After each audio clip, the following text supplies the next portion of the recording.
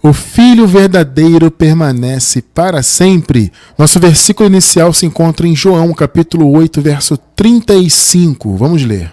Ora, o servo não fica para sempre em casa. O Filho fica para sempre. Que palavra maravilhosa, né?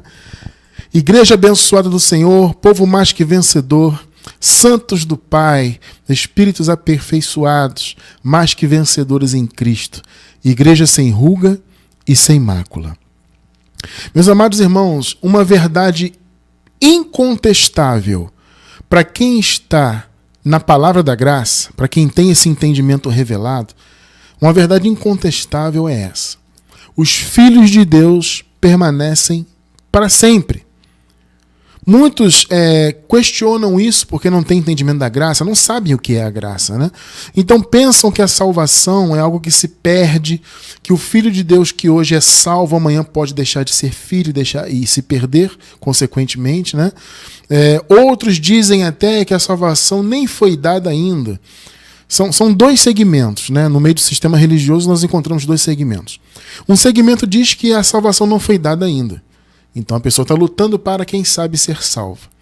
Há um outro segmento que diz que, na verdade, a salvação já foi dada, porém ela pode se perder, porque ela depende da pessoa se manter salva. Esse tipo de pensamento, ele é tão grotesco, porque ele negligencia tudo que o Senhor prometeu para os seus filhos. Você dizer que um filho de Deus, escolhido desde antes da fundação do mundo, veja só, e a gente vai ver isso já aqui na palavra, tá? Você dizer que um filho de Deus, escolhido do Senhor, perde a sua salvação eterna, ou seja, deixa de viver para sempre, e consequentemente deixa de ser filho, porque, veja bem, a vida eterna, amado, ela é uma herança do Filho de Deus. Entende? É uma das heranças que os filhos de Deus têm, eu entendo que a principal parte da herança, vamos dizer assim, é viver para sempre. A vida eterna é uma herança dos filhos de Deus, é um dom de Deus para os seus filhos, né? E como nós sabemos, a palavra diz que os dons e a vocação de Deus são irrevogáveis. Então Deus jamais revogaria a salvação de nenhum filho, porque o filho, como nós vimos, fica para sempre. Glória a Deus por isso, né? Mas muitos, ao contrário dessa palavra que nós acabamos de ler e do raciocínio que será apresentado hoje aqui, muitos pensam o contrário disso. E aí pisoteiam as promessas de Deus, negligenciam a palavra do Senhor, por causa de um versículo aqui, uma passagem ali que é mal interpretada, que é retirada de seu respectivo contexto e é atribuída uma interpretação aleatória. Porque, amado, você pega um texto bíblico, se você retira ele do contexto ou imediato, ou contexto geral da Bíblia, ou de qualquer que seja o contexto que ele esteja inserido, mesmo contexto histórico, cultural, etc., tudo isso tem que ser levado em conta, né, para você interpretar bem a palavra. Então, quando você tira esse texto ou versículo e você retira de seu contexto, você pode atribuir qualquer interpretação ali. Sabe? Você pode dizer qualquer coisa. Nós temos um exemplo clássico, né, dos ensinos da graça, que é em relação ao Deus desse século. Quem já está em graça há algum tempo deve saber do que eu estou falando, né? No sistema religioso, sempre foi dito que o Deus desse século era um diabo espiritual, um ser espiritual, diabo, né? Um Satanás espiritual. É o Deus desse século, é o diabo. Você que veio do sistema, você não ouviu isso lá? Não, porque o Deus desse século é o diabo. É um ser espiritual, Satanás, rei do inferno. Né? Ele é o Deus desse século. Aí você vai no contexto e você vê que o Deus desse século na Bíblia é Moisés. Que no caso é a lei, né? Não a pessoa de Moisés propriamente, mas a lei, né? Porque Moisés representa a lei, foi o intermediador, né? A lei veio por meio dele. Então o Deus desse século é Moisés. É a lei de Moisés, que cegava o entendimento dos irmãos ali, né? Como Paulo estava dizendo ali. Mas a pessoa tira o versículo do contexto e ela coloca qualquer interpretação. Então, se eu tiro do contexto ali, o Deus desse século cegou o entendimento, eu posso dizer que o Deus desse século é o Pato Donald. Qualquer um. O Deus desse século é o Jaspion. Ih, agora eu entreguei minha idade, né? Quem é mais antigo aí sabe do Jaspion, né? Eu posso falar qualquer coisa. Sabe? Brincadeiras à parte, eu posso falar qualquer coisa. Porque eu tirei do contexto. Agora, quando você aplica o contexto, aí você vê, opa, o pessoal diz que o Deus desse século é o diabo e na verdade é Moisés. Entende? Então as pessoas fazem isso com os textos bíblicos. E existem alguns textos que parecem dizer que o Filho de Deus perde a salvação, mas isso não faz nenhum sentido. O Filho fica para sempre. Você acabou de ver conosco, né? Vamos ler de novo aqui, ó, o primeiro versículo. João 8,35. Ora, o servo aqui no texto em grego é escravo, tá? O escravo não fica para sempre em casa. O filho fica para sempre. Percebe? Então você vai se perguntar, abençoado irmão cristiano, quem são então os filhos de Deus? Os filhos de Deus são aqueles que querem se tornar filhos de Deus, que querem aceitar Jesus, porque o que é pregado aí é isso, não é verdade? O cara ele não é filho de Deus, ele nasceu aqui nesse mundo aleatório. Aí, por uma sorte lá, um destino lá qualquer, que não se sabe de onde veio essa sorte, esse destino, entre aspas, né? O cara resolve aceitar Jesus. E ao aceitar Jesus, então ele se faz filho. Porque ele aceitou, então ele é filho porque ele aceitou. Ele usou o livre-arbítrio dele. Não é isso que é ensinado aí fora? Só que eu vou dizer uma coisinha para vocês. Isso não tem lugar nenhum da Bíblia. Não é tremendo isso? Não é uma coisa tão absurda você ouvir uma doutrina que na Bíblia não existe, mas que é pregada na esmagadora maioria das chamadas igrejas? Isso é ou não é um absurdo? É real isso, irmão. Não tem na Bíblia, os camaradas pregam como se fosse verdade absoluta. Olha, eu não vou entrar muito nessa coisa de aceitar Jesus hoje, mas olha só, nós temos um estudo que eu vou deixar embaixo do vídeo no YouTube. Você que está pela gravação, assista se você não assistiu. Se assistiu, assista de novo. O blasfemo conceito de aceitar Jesus. Gente, esse conceito de aceitar Jesus é uma das ideias mais blasfemas que existe na Bíblia. Aliás, que existe no sistema, né? Porque não tem na Bíblia, na verdade. Assistam a esse estudo aí, o blasfemo conceito de aceitar Jesus. Não faz sentido, né? A pessoa se fazer filho de Deus. Não. Sabe por que não faz sentido? Porque os filhos de Deus, amados, foram escolhidos desde antes da fundação do mundo. Foram eleitos, tá?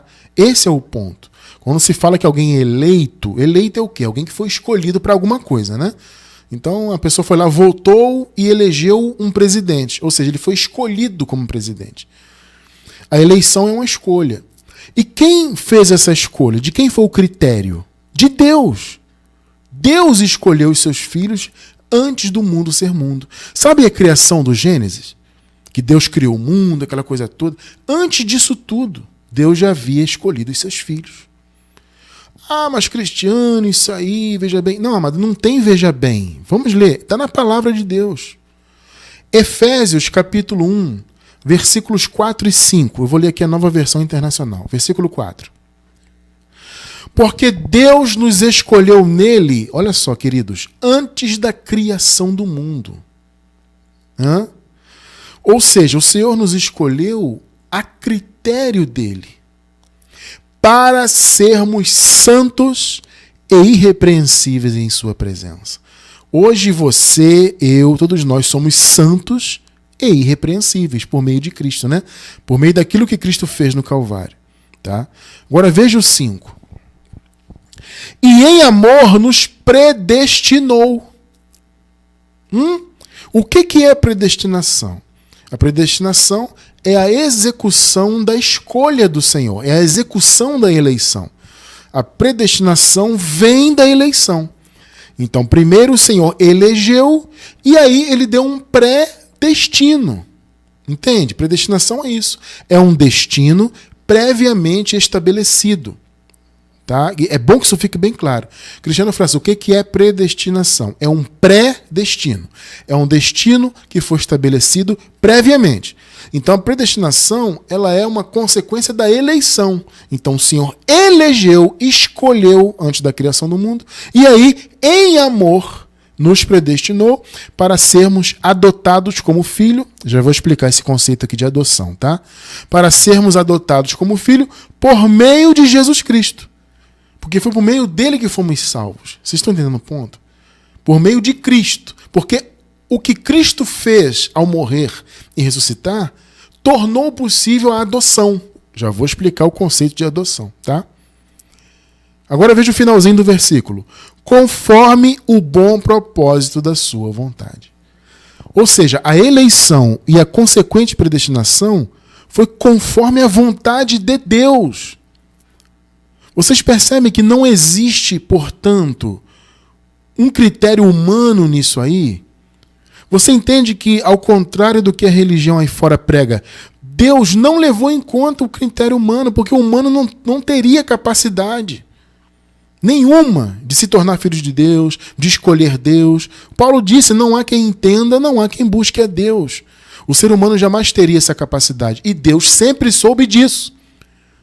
Então ele escolheu os seus filhos. Tá? E isso não é só para os judeus, não. Isso foi antes da cruz, durante o período da lei, na carne. Alguns dizem que a predestinação foram para os judeus, na carne, que eles foram escolhidos, filhos de Deus. Veja bem, não. Antes da cruz eles foram escolhidos como povo de Deus, filhos de Abraão. Mas isso segundo a carne. Tá? Agora, a predestinação é algo espiritual. Antes da fundação do mundo, não havia carne, nem sangue, nem mundo, nem criação, nem nada. Então, a predestinação e a eleição não tem a ver com ser judeu ou não ser judeu. Tem a ver com ser filho de Deus no Espírito. Percebeu, né? Então, Deus nos escolheu nele antes da criação do mundo para sermos santos e irrepreensíveis em sua presença. Em amor, nos predestinou para sermos adotados como filhos. Cristiano França, o que é esse negócio de ser adotado? Vamos lá. Isso aqui é uma linguagem figurativa de Paulo, porque, veja bem, a visão é que antes da cruz, o povo era escravo. Percebe? Escravo. Por causa da lei. O Paulo diz isso, né? Escrevendo aos Gálatas, ele diz isso. Ele fala claramente sobre o escravo, né? O filho da serva, o filho da livre, né? Então, o filho da escrava é o escravo. Né? E o escravo é quem está debaixo da lei. E antes da cruz, então, eles eram escravos. E aí foram adotados como filhos. Por quê? Porque Jesus morreu. Ao morrer, ele cumpriu toda a lei, aniquilou o pecado, aquela coisa que nós já estudamos muitas vezes aqui, né? Aniquilou o pecado e, consequentemente, pôs fim à lei, por isso que o fim da lei, a fronteira da lei é Cristo. Tá? Então teve o fim nele. Ao encerrar a lei, o Senhor acabou com a escravidão. Então aqueles que eram filhos, mas estavam vivendo como escravos, foram adotados. Isso é uma linguagem, repito, amado, figurativa, tá? E por que o Senhor fez isso? Porque o Senhor adotou, entre aspas, aquele povo. Porque, na verdade, eles já haviam sido escolhidos desde antes da fundação do mundo. Então você vê que não é acaso, não é que Deus ficou esperando o homem escolher e aceitar Jesus. Não existe isso. Tá? Então veja, aquele povo que viveu antes da cruz ainda como escravo, eles foram adotados. Eu estou colocando aspas porque é uma linguagem figurativa. Ou seja, deixaram de ser escravos para se tornarem filhos. Nós já nascemos filhos. Pegou? Mas, Cristiano, por que nós já nascemos filhos? Porque nós já nascemos depois da obra consumada. Eu pergunto, você nasceu debaixo da lei? Eu me refiro não às obras da lei que as igrejas fazem hoje. Eu estou falando do tempo da lei. Você nasceu no tempo da lei? Antes da cruz? Não. Eu também não. Você já nasceu com a obra consumada. Você já nasceu depois do fim da lei. Inclusive depois da queda do templo de Jerusalém. Né? O templo de Jerusalém foi destruído no ano 70, na vinda de Cristo e no juízo sobre Israel. E ali foi o fim definitivo da lei. Na cruz o Senhor cumpriu tudo. O Senhor colocou o fim à lei no seu sentido original. Ou seja, a lei, ela conduzia o povo, né? Até Cristo, como Paulo disse. A lei foi um aio. Então a lei tinha ali um sentido. Então Jesus cumpriu e pôs fim ao sentido original da lei. Só que ela continuou sendo praticada no templo. Então o templo se manteve de pé, então tudo da lei era oferecido. Os sacrifícios pelos pecados, os dízimos, os sacrifícios menores, os animais imolados, todo aquele cerimonialismo, né? As abluções, que eram os banhos, né? As lavagens por meio das águas. Tudo isso era realizado ali ainda. Então a lei se manteve ali naquele templo. Por isso foi importante a queda do templo, para marcar definitivamente o fim da lei. Tá? Então, ao fazer isso, o Senhor adotou aquele povo. Eles eram escravos, ele pôs fim à lei, acabou com a escravidão, então eles foram adotados.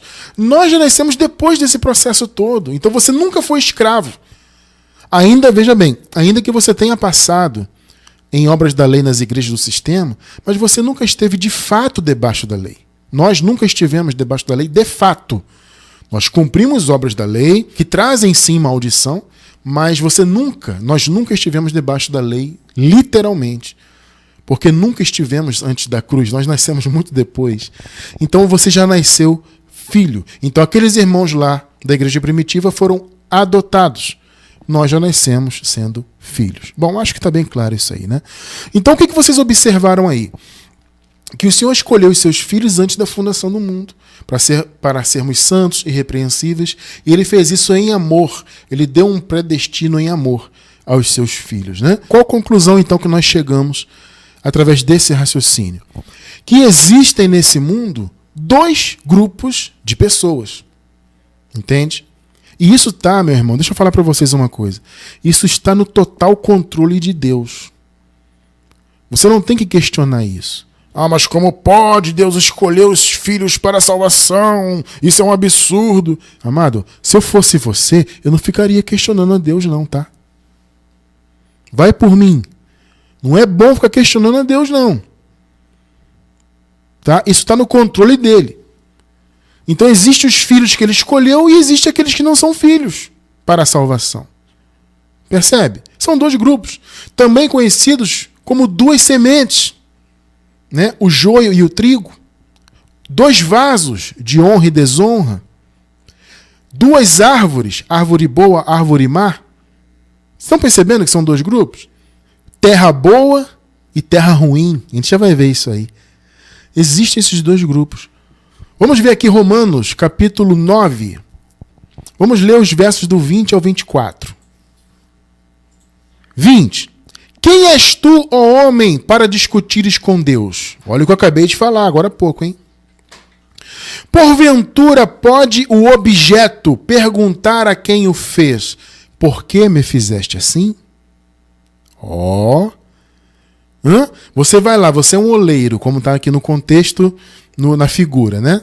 Você é um oleiro, você está montando ali um vaso, dando forma. Qual o sentido do vaso olhar para você e perguntar: olha, por que você me fez assim?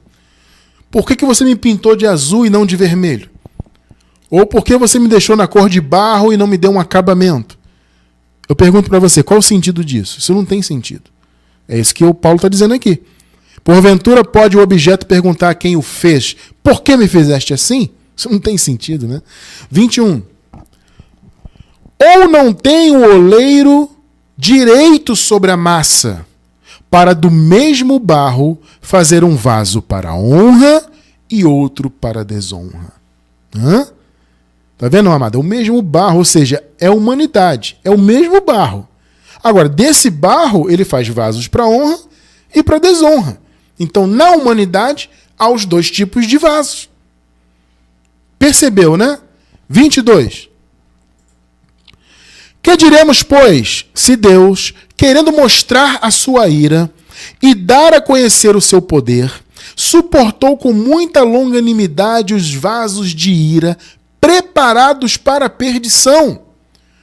Meus amados, aqui eu me lembro de Provérbios capítulo 16, que diz que o Senhor criou o ímpio para o dia do mal. Percebe? O dia do mal ali tem um sentido de juízo, é o dia do juízo, o dia do julgamento.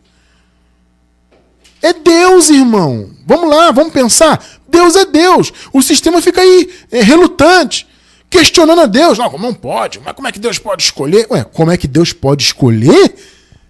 Eu pergunto para você, como é que você tem coragem de questionar? Por acaso o vaso tem direito de dizer pro oleiro: por que me fizeste assim? 23. A fim de que também desse a conhecer as riquezas da sua glória em vasos de misericórdia, que para a glória preparou de antemão. Pegou aí, não? Pegou os dois vasos? Entendeu o esquema? É isso. E o vaso não tem direito de questionar o oleiro, não. Porque o oleiro é ninguém mais, ninguém menos do que o Criador de todas as coisas. E quem são, então, os vasos de misericórdia? 24. Os quais somos nós. O povo de Deus, amados, a igreja, os filhos, somos nós que somos vasos de misericórdia. A quem também chamou, agora veja, não só dentre os judeus, mas também dentre os gentios. Opa! Quer dizer que a predestinação não é só para os judeus? Na carne talvez sim, né? Se você pensar segundo a carne. Mas e se você pensar segundo o Espírito? Segundo o Espírito não tem carne. Segundo o Espírito não existe judeu e gentio. Percebe isso aí? A eleição, então, foi uma escolha feita antes da fundação do mundo e a predestinação foi a consequência da eleição. Né? Ou seja, o Senhor elegeu o seu povo, os seus filhos, né? Antes da fundação do mundo e deu um predestino para eles, como eu falei agora há pouco. Esses que receberam esse predestino da parte de Deus de serem filhos do Senhor, esses são vasos de honra.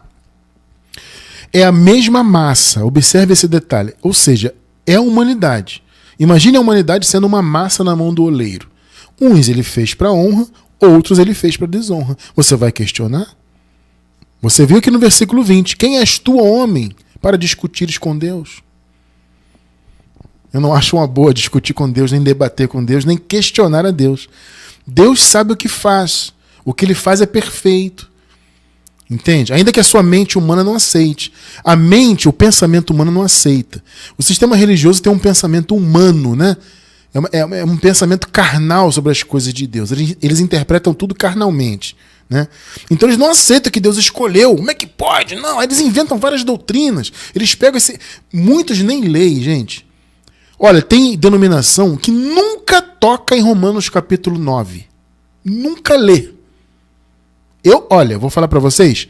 Se foram mais ou menos 20 anos ali como religioso, então vamos arredondar. Eu fiquei 14 anos como pentecostal, numa igreja pentecostal, e 6 anos como batista. Nesses 20 anos, eu nunca vi nenhum líder, pastor, bispo, sei lá, pegar o Romanos capítulo 9 e destrinchar.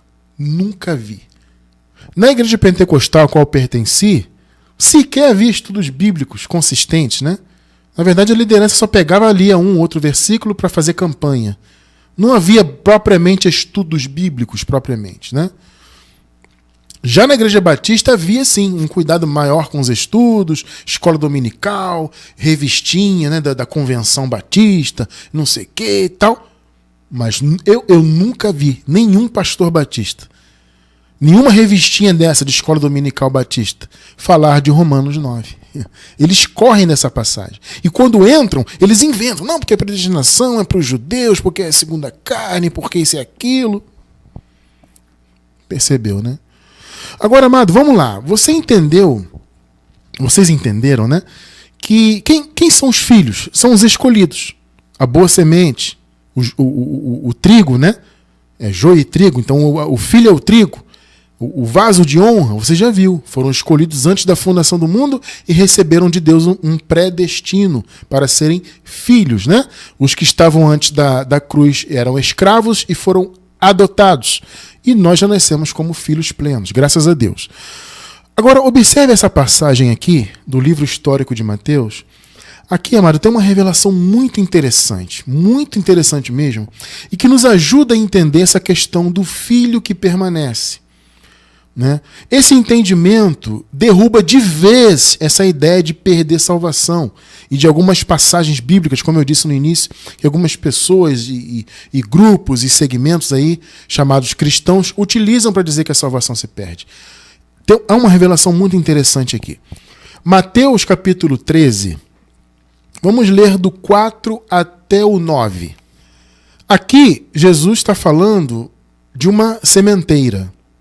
No contexto aqui, a semente é a palavra, tá? Então ele diz que o semeador saiu a semear. No caso aqui é a palavra. Aí ele diz assim: e quando semeava, uma parte da semente caiu ao pé do caminho. e vieram as aves e comeram-na. Observe aqui, o que você entende dessa passagem aqui? Sendo a palavra a semente aqui no contexto, você entende que a palavra é pregada e não chega a muitos, porque ela cai ao pé do caminho. Ou seja, há um grupo de pessoas que sequer tem o privilégio de ouvir a palavra de fato. Não é o que você tira disso?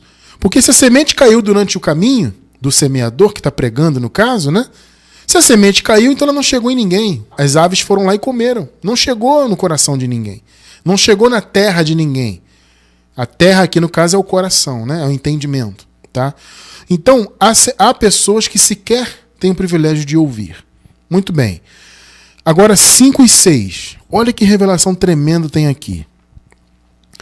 E outra parte caiu em pedregais. Raciocina comigo. Corações de pedra. Já ouviu falar disso? Muito bem. Observe bem. Onde não havia terra bastante. Porque é de pedra, é um terreno pedregoso. Mas havia um pouquinho de terra, só não era bastante. Agora, observe isso aqui. E logo nasceu. Opa! Quer dizer que é um grupo de pessoas que a palavra chega a nascer no coração delas? Tem, meu amado. Tá pegando aí? É coração de pedra, mas tem um pouquinho de terra. Então a semente caiu, lembrando que a semente aqui é a palavra, e logo nasceu. Opa! Guarda bem essa informação, porque nós vamos precisar dela mais à frente, você vai entender. Guarda bem. Então a palavra nasceu no coração, logo nasceu a semente, porque não tinha terra funda.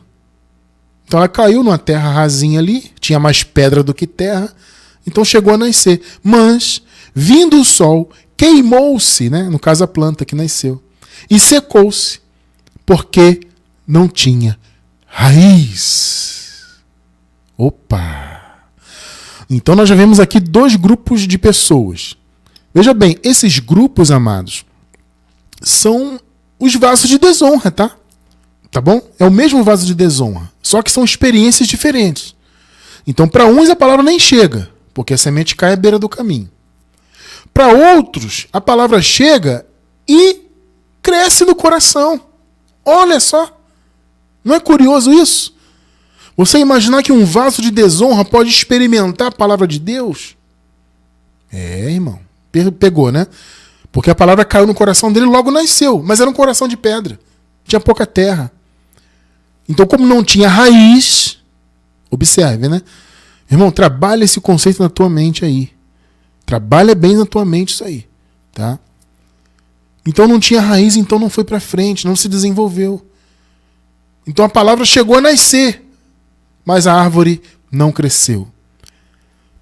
Vamos seguir com a leitura. 7. E a outra caiu entre espinhos. São corações espinhosos, né? E os espinhos cresceram e sufocaram a semente, que é a palavra. Você percebeu aqui? Veja bem, vou repetir. É o mesmo grupo de pessoas. São os vasos de desonra, tá? Só que são experiências diferentes. Uns nem chegam a ouvir, a semente cai na beira do caminho. Outros ouvem e dão crédito no início. A palavra cresce no coração, mas o coração é pedregoso. Não tem raiz, não tem terra para dar raiz para a planta. Então, a planta morre, ou seja, a palavra não se desenvolve. Pegou, né? E tem esses que são corações espinhosos, que tem um efeito parecido, né? A semente cai, mas o espinho não deixa a semente crescer. Agora veja, são terras ruins essa aqui, né? Agora observe o outro grupo nos versículos 8 e 9. E outra parte das sementes, né, caiu em terra boa.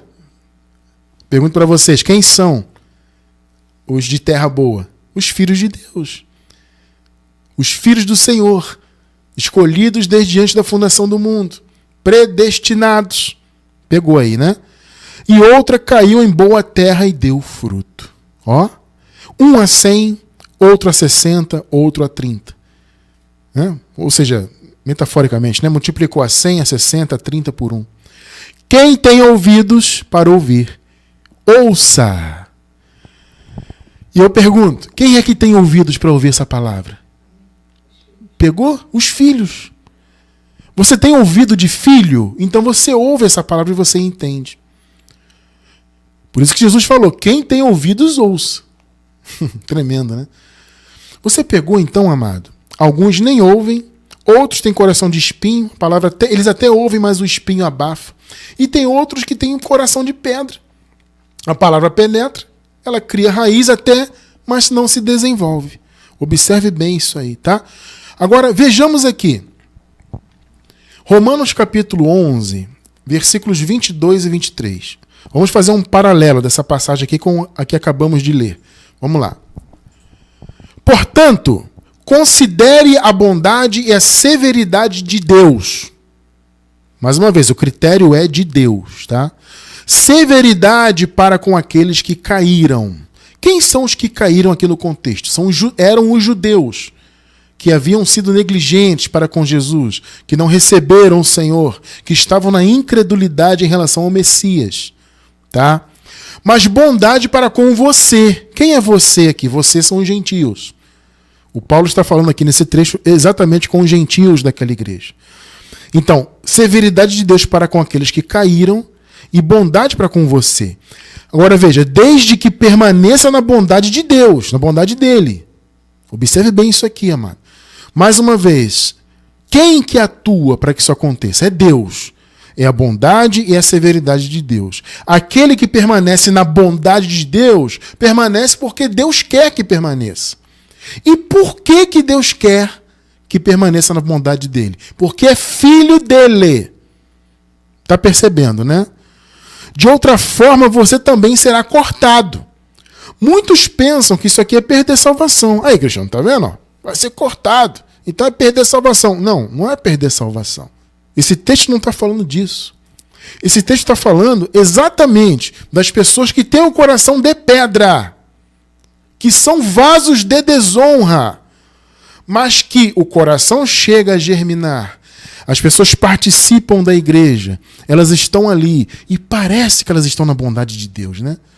Mas ela só vai permanecer na bondade de Deus se ela for filha de verdade, se ela tiver terra boa no coração. Vocês estão entendendo o ponto?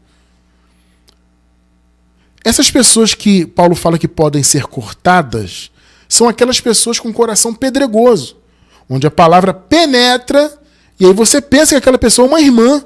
Ela tem jeito de irmã, tem jeito de serva de Deus. Você olha para ela, você vê até, a princípio, uma pessoa com boas condutas. Então parece que é uma pessoa conduzida pelo Espírito. Parece que é uma pessoa que vive a palavra de Deus. Mas o coração dela é de pedra. Então Paulo está dizendo, olha, se você permanecer na bondade de Deus, você vai ficar. Agora, se você não permanecer, você vai ser cortado. Quem é que é cortado, amado irmão, amada irmã? Eu te pergunto, você acha que Deus cortaria um filho dele? Responde aí.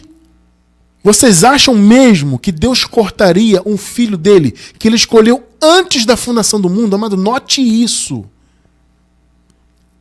A salvação, a eleição, a posição de filho, não foi um acaso que aconteceu depois. Deus preparou antes da fundação do mundo. Então você acha mesmo que ele permitiria que um filho dele fosse cortado? Não. Só é cortado quem permanece na bondade dele. Então Paulo está dizendo o seguinte, olha, gentios, os judeus, grande parte, a maioria, né, foi cortado. Eles faziam parte da oliveira verdadeira, né, porque é a origem deles, né, como povo de Deus, descendente de Abraão segundo a carne. Então eles é que eram a raiz. Os judeus é que eram a oliveira verdadeira. Vocês, gentios, foram enxertados. Olha que interessante esse conceito, né? Então Paulo fala, olha, vocês não devem se gloriar contra os judeus, né? Vocês não devem bater no peito e dizer, nós fomos enxertados e os judeus foram retirados. Não, porque tem que permanecer na bondade de Deus. Amados, olha, eu vou falar uma coisa para vocês. Eu já convivi com pessoas assim. Pessoas que você olhava e dizia, é serva de Deus, é servo de Deus. Esse, olha, tá na graça. A pessoa confessa, amado, a pessoa confessava a graça com uma alegria. E você via a pessoa exultante, e graça pra cá, graça pra lá. De repente a pessoa se declarou ateu. E não foi só uma vez não, tá? Eu já convivi com alguém que era pastor de uma igreja e que recebeu a graça. Manteve contato comigo por um bom tempo, essa pessoa. Pastor. E começou a pregar a graça. Empolgado, porque graça pra cá, graça pra lá. Daqui a pouco, isso já tem muitos anos, tá, gente? Muitos anos já. Aí daqui a pouco essa pessoa me escreveu. Ah, porque agora eu sou ateu, porque... E aí você fica perguntando, mas como é que pode? Uma pessoa que estava exultando a graça, inclusive pregador, agora é ateu. Percebe? Porque o coração é de pedra. Não permaneceu na bondade de Deus e foi cortado. Mas por que ele foi cortado? Porque ele perdeu a salvação? Não, ele foi cortado porque ele nunca foi filho. Pegou agora a referência? 23 agora. E quanto a eles, os judeus, se não continuarem na incredulidade, serão enxertados. Olha só. Pois Deus é capaz de enxertá-los outra vez. Por que Paulo falou isso? Porque Paulo sabia que havia judeus que creriam. Nem todos os judeus creriam em Jesus como Messias. A maioria não creu. Mas Paulo sabia que havia muitos ainda que poderiam e que creriam, né? Que ouviriam do Messias e acreditariam nele. Então Paulo disse, esses vão ser enxertados outra vez. Eles eram oliveira, pela incredulidade foram quebrados, foram arrancados da árvore da oliveira. Mas Deus pode enxertá-los. Olha que coisa maravilhosa. Agora, por que esse movimento de quebrar, de enxertar? Isso é o quê? É a escolha do homem? Não, é Deus que determina isso. Então, se os judeus não permanecessem na incredulidade, ou seja, aqueles que viriam a acreditar por meio da pregação, seriam novamente enxertados. Mas por quê? Porque antes da fundação do mundo haviam sido escolhidos por Deus como filhos. Está entendendo o ponto agora? Então, ser cortado aqui não é perder salvação. É aquela pessoa que está na igreja, vamos dizer, né? Está ali no grupo e ora e fala da graça e até prega e é isso e aquilo. E daqui a pouco a pessoa cai, a pessoa sai fora, não acredito mais. Ou volta para a lei. Isso acontece também, né? A pessoa que está na graça, de repente volta para a lei. Voltou lá para os cerimonialismos e para tudo mais. Ah, negócio de graça, não quero. Isso também eu já vi, tá? A pessoa confessa a graça. Não, estou na graça, irmão, não sei o quê. Passa um tempo e volta. Ah, não, voltei, estou aqui no sistema. Por que isso acontece? Coração de pedra. A palavra até penetrou. Começou a dar uma raizinha, mas não tinha terra. Então a raiz morreu. A palavra não prosperou. Por quê? Porque a palavra não prospera no coração do filho da perdição. A palavra não prospera no coração do vaso de desonra. Então ele pode ter aparência de filho, né? Ele parece que está ali, ele parece que participa do Espírito Santo, que participa da palavra e tal. Amado, o filho verdadeiro vai permanecer. Isso é fato. Agora, quem não é filho, cai, pode ter certeza. Ou vira ateu, volta a ser ateu, ou volta para a obra da lei e chuta o evangelho. Sinto muito, mas é assim que acontece. Então, não é cortado porque é um filho que perdeu a salvação. É cortado porque ele parecia ser filho, mas não era. Então, logo ele se revelou e aí foi cortado. Por isso que o tema do estudo hoje é esse. O filho verdadeiro permanece para sempre. Entendeu o ponto? Uma outra passagem interessante também, muito usada aqui para dizer que a salvação se perde. Hebreus capítulo 6, versículos 4 até o 8. Nova versão internacional. Olha só que interessante. Ora, para aqueles que uma vez foram iluminados, vejam só isso aqui, amado. Provaram do dom celestial, tornaram-se participantes do Espírito Santo. Observem bem isso aqui. Experimentaram a boa palavra de Deus. Então eles provaram o dom celestial, provaram, né, do envolvimento ali do Espírito Santo. Estavam na igreja, né? Obviamente, esse é o sentido. Participavam ali. Experimentaram da palavra e os poderes da era que há de vir. Gente, a era que há de vir aqui é a graça, tá? É bom ficar claro. Ah, mas Cristiano, eles já não estavam na graça aqui? Sim, estavam, só que na verdade eles estavam ainda antes da queda do templo de Jerusalém. O caminho da graça só foi totalmente aberto quando o templo caiu. Tá? É bom entender isso. Então, eles sabiam ali que a era da graça estava por vir. O caminho seria totalmente aberto, os filhos de Deus seriam totalmente livres. Tá? Aqui, eles estavam ainda vivendo um período de transição. Aquilo que eu disse, né? Jesus já havia cumprido a lei, já havia posto fim à lei em seu sentido original, porém a lei ainda era cumprida. Tá? Esse é o ponto aqui. Tá? Então, a era que há de vir é que havia de vir naquela época. Né? Com a queda do templo, a era da graça se tornou 100%, vamos dizer assim, estabelecida. Né? Então, esse é o sentido aqui. Então, eles provaram da graça, que é a era que havia de vir naquela época, e que era esta que nós já estamos, graças a Deus.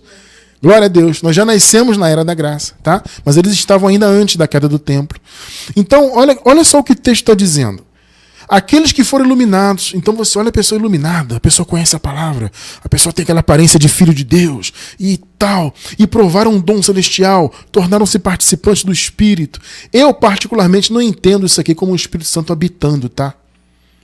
Porque eu tenho para mim que o Espírito Santo não habitaria em um filho da perdição.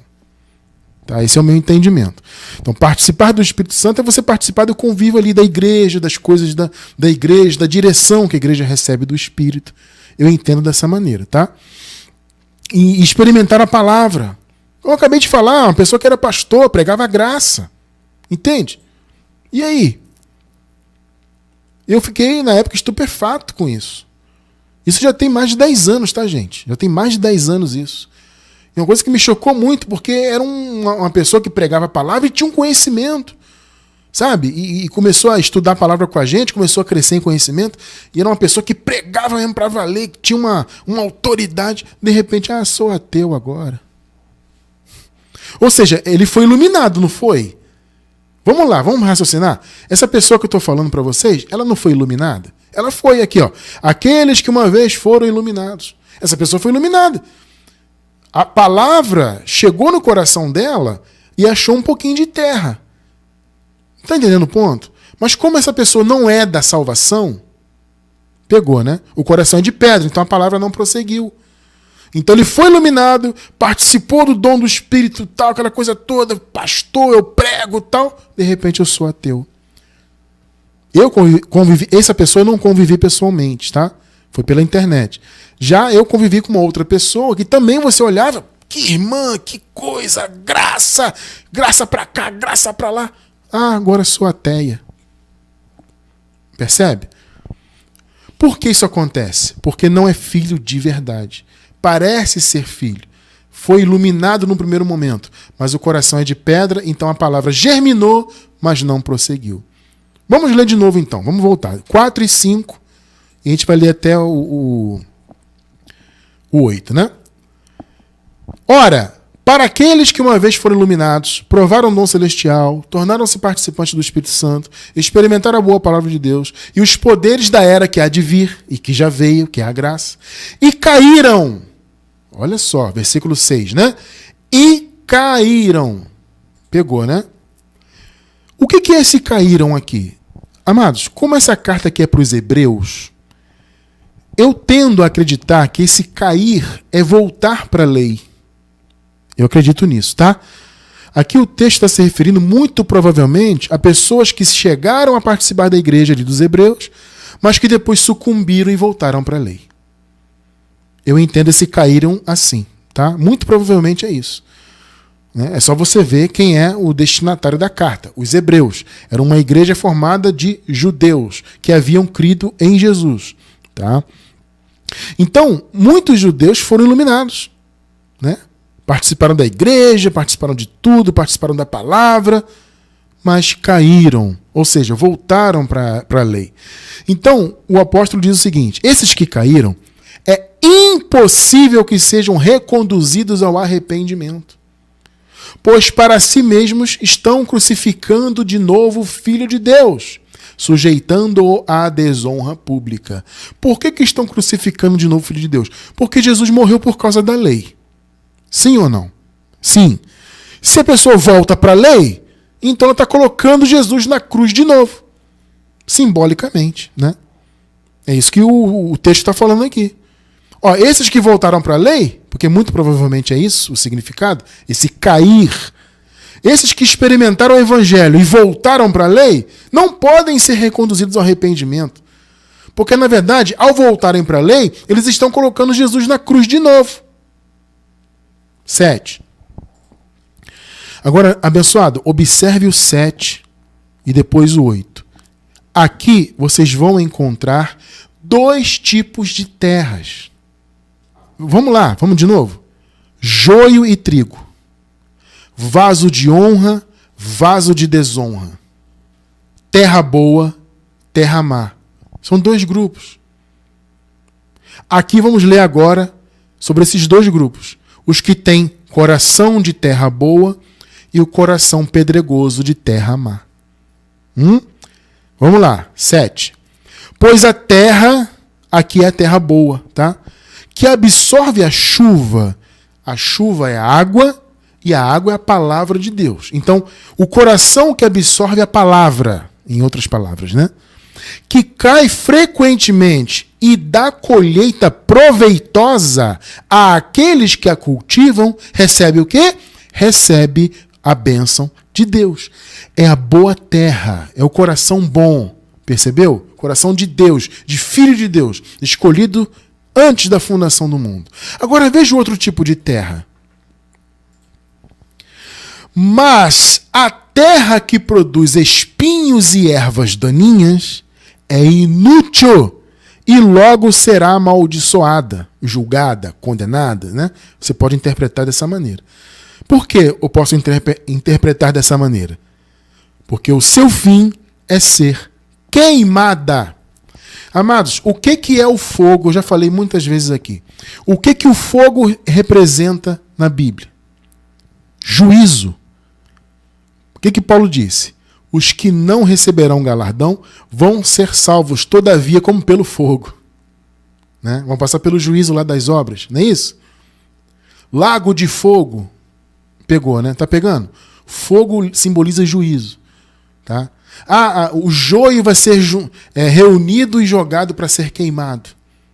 Né? Quando Jesus fala das 2 sementes, né, do joio e do trigo, ele diz que o joio seria reunido e jogado no fogo para ser queimado. Ou seja, ia passar pelo juízo de Deus.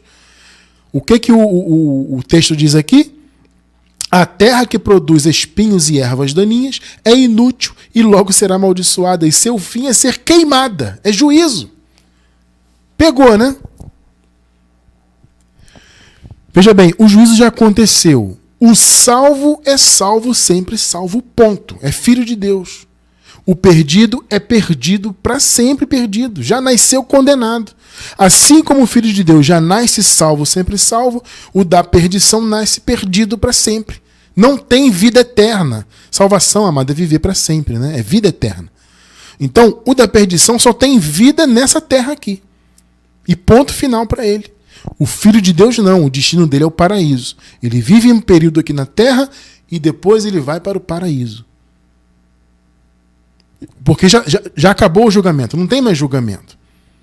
Então o filho nasce, né, sendo filho, ele nasce salvo, e o que não é filho, é vaso de desonra, nasce já condenado. Ponto, acabou. Então vocês estão entendendo que essas passagens aqui não tem sentido falar que isso aqui é perder salvação? Não é. Aqui está falando de 2 grupos de pessoas. Então aqueles que experimentaram a palavra de Deus, né, como falou aqui no início, que foram iluminados, como os exemplos que eu dei dessas pessoas que eu convivi, né, foram iluminados. Mas o coração é de pedra. A terra não é boa no coração. Então por isso que eles não podiam ser renovados para arrependimento, porque eles voltaram para a lei, no caso aqui do contexto, né? Ou no nosso contexto aqui, voltaram a ser ateu, ou voltaram para a religião XYZ. Entende? Ou seja, regrediram na fé. Amados, entendam uma coisa. Os verdadeiros filhos de Deus não regridem na fé. Ele é fiel até o fim. Mas não porque ele é fiel nele mesmo. Ele é fiel porque Deus o mantém. Entende? Você hoje é filho de Deus e você se mantém na palavra, por quê? Porque a bondade de Deus permanece em você. E permanecerá para sempre, por quê? Porque você é filho. O falso filho cai, ele não fica na verdade. Ele pode até ter aparência de filho, experimentar a palavra, etc, etc, mas ele não é filho de verdade, então não permanece. O filho verdadeiro permanece por quê? Porque o coração dele é terra boa. Então a palavra penetrou o coração, germinou, deu uma árvore linda, e essa árvore vai ser para sempre. Veja só esse ponto aqui, uma outra passagem muito usada para dizer que a salvação se perde. Olha só. Colossenses 1, 22 e 23. No corpo da sua carne, de Jesus, né? Pela morte, para perante ele vos apresentar santos e irrepreensíveis e inculpáveis. Agora veja o 23. Se, na verdade, permanecerdes fundados e firmes na fé. Aí muitos pegam isso aqui e dizem assim, tá vendo? É só se você permanecer. Se você aceitar Jesus, né, por seu livre-arbítrio, você tem que se manter fiel. Tem que vir na igreja, tem que usar a roupa que a gente manda você usar, tem que ser fiel dizimista, tem que cumprir o cerimonialismo, tomar a Santa Ceia. Se você deixar, se você sair daqui da igreja, você perde a salvação. É isso que esse texto está falando? Obviamente que não. Se, na verdade, permanecerdes fundados e firmes na fé, e não vos moverdes da esperança do evangelho que tendes ouvido. Porque existe um grupo que está dentro da igreja e que vai regredir. Porque o coração é pedregoso. Vocês estão entendendo o ponto? O Paulo fala aqui de permanecer na fé. Não é que a pessoa escolhe permanecer na fé. Não. Só permanece na fé quem Deus quer que permaneça. Só os filhos de Deus permanecem na fé. Então Paulo coloca uma condicional porque ninguém sabe o coração de ninguém, irmão. Vamos ser sinceros? O Paulo não podia conhecer o coração de ninguém, só quem conhece é Deus.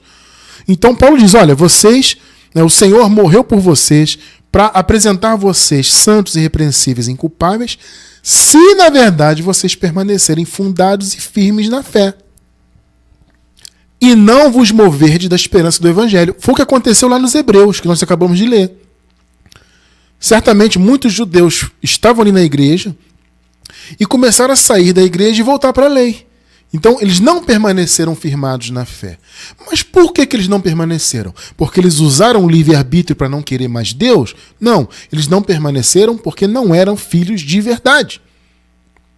Eles não permaneceram porque não eram terra boa. Era um coração pedregoso. Estão entendendo o ponto? Então, por isso que Paulo coloca essa condicional aqui. Olha, o Senhor fez santos, irrepreensíveis e inculpáveis aqueles que permanecem na fé. Agora, o permanecer não depende do homem, depende de Deus. Porque Deus mantém na fé só quem é filho dele. Pegou o ponto, né? Amado, não existe perder salvação, tá? Não existe isso. Passagens como essas aqui que nós lemos são usadas fora de contexto. Se você entende o contexto todo e coloca a visão da eleição, da predestinação, dos que são filhos e não são, dos vasos de honra e de desonra, quando você analisa tudo dentro do contexto completo, do raciocínio do evangelho, aí você entende que não existe perder salvação. Existem pessoas que nunca foram salvas, tinham atitudes, pareciam muito serem pessoas salvas, mas não eram. Isso acontece sim. É a maioria? Eu acredito que não. Para mim é uma pequena minoria. Mas existe. Então a condicional é isso. Olha, vocês são santos, irrepreensíveis e inculpáveis se vocês permanecerem firmados e fundados na fé. Então vamos ler de novo?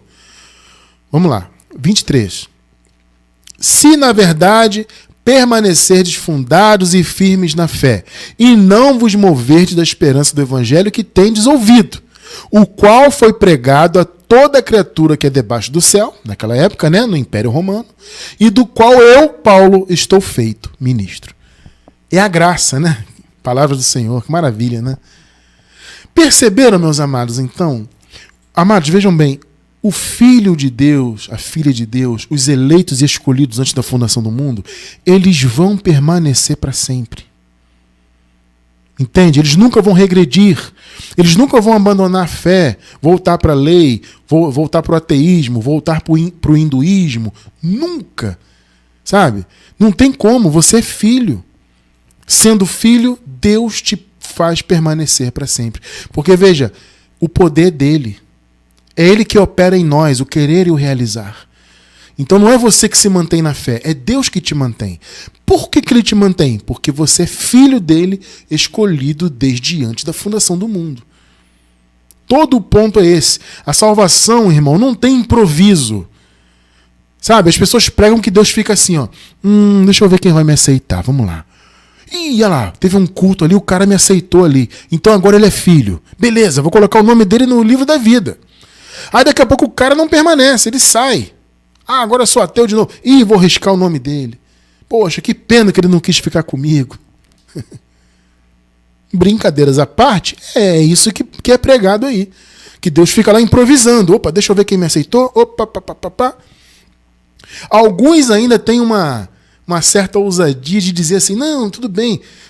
Deus, na sua soberania, ele sabe quem iria aceitá-lo. Você percebe? Ou seja, Deus leva em conta a vontade do homem. Né? Então Deus, antes da fundação do mundo, ele sabia quem ia aceitar Jesus por livre-arbítrio. Então ele escolheu esses que ele sabia que iriam aceitar. Onde você encontra isso na Bíblia? Isso é loucura, não tem isso aí em lugar nenhum. Mas eles não querem aceitar a verdade, então eles ficam adaptando a verdade à visão deles.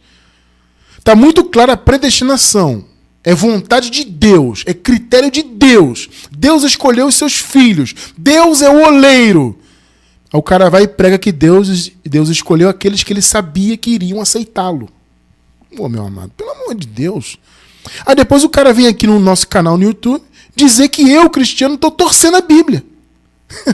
Os caras pregam que Deus leva em conta a vontade do homem para aceitar Jesus e eu que distorço a Bíblia.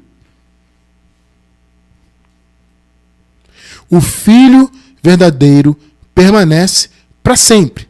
Essas condicionais que nós lemos não pertencem aos filhos de Deus. Tá? Então, aqueles que recuaram e que recuam, né, para a perdição, ou seja, que estavam na fé e voltaram para o ateísmo, ou para a lei, ou para o que quer que seja, né? Esses nunca foram filhos.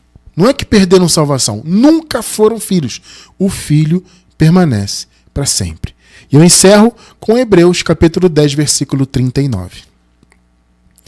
Nós, porém, não somos daqueles que recuam para a perdição. Olha só que palavra linda. Nós não somos desses que recuam. Tem os que recuam, mas esses não são filhos verdadeiros. Esses não têm coração, não têm terra boa no coração. Nós não somos daqueles que recuam para a perdição, mas daqueles que creem para ter a alma morta no final das contas. É isso? É isso que está escrito aí?